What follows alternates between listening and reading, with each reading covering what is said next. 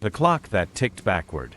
In an old house on the outskirts of town, among dusty items in the attic, people found an antique clock. Its bronze casing, carved hands, and dial marked with Latin numerals were the work of a 19th century craftsman. The homeowner, a collector of vintage items, was delighted. The mechanism worked flawlessly, chiming every hour with a clear ring. But a week later, strange things began. Guests said they heard ticking coming from an empty room. The mistress of the house insisted the clock showed the wrong time. Its hands moved counterclockwise. At first, everyone thought it was a mechanical defect. They took it to a repairman, who shrugged. "The clock is fine." Empty room. The mistress of the house insisted the clock showed the wrong time. Its hands moved counterclockwise. At first, everyone thought it was a mechanical defect. They took it to a repairman, who shrugged. "The clock is fine. It runs forward like it should." On the next midnight, the family woke to a loud chime. The clock struck 3 times.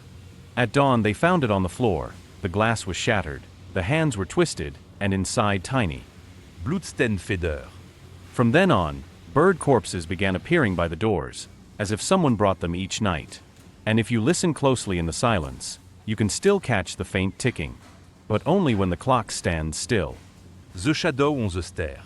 A girl moved into a rented apartment on the 5th floor. The building was old, the elevator didn't work, and every evening she had to climb the dark staircase. Everything was fine until one day she noticed the shadow on the wall moved differently than it should. At first, it seemed like a trick of the light from the street lamp. But the shadow repeated her movements with a 3-4 second delay. When the girl stopped, the shadow kept walking upward. When she turned around, the shadow also turned, but its face was blurred, as if deliberately erased. She told the landlord about it. The landlord paled. "You're the 3rd person this year to see it. The previous tenants moved out after a week. They say the shadow starts to come down when you're asleep." On her last night before moving out, the girl set up a camera on the landing. The footage showed, at 3:17 a.m., the shadow emerged from the wall, walked to her door, and knocked.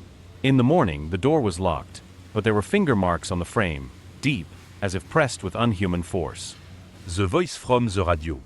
A man bought an old transistor radio from the 1960s at a flea market. He turned it on. Silence. But a few days later, precisely at 2:22 a.m., a voice came from the speaker. "Can you hear me?" "I'm here. I've always been here." The voice repeated the same phrases. "Open the window, look under the bed, you're not alone." The man turned off the radio, but the words kept echoing, as if from inside his head. He took the device apart. There were no batteries inside, but the wires moved, as if alive. On the 3rd night, the voice said, "I'm coming out." In the morning, the man found muddy footprints on the floor, from the radio to his bed. And on the wall behind his headboard, there was an inscription, as if scratched with fingernails. "Now you're my speaker." Since then, the radio has been silent. But sometimes, if you press your ear to the casing, you can hear faint breathing, and a weak whisper, "Say something." You want to repeat it. Asterisk.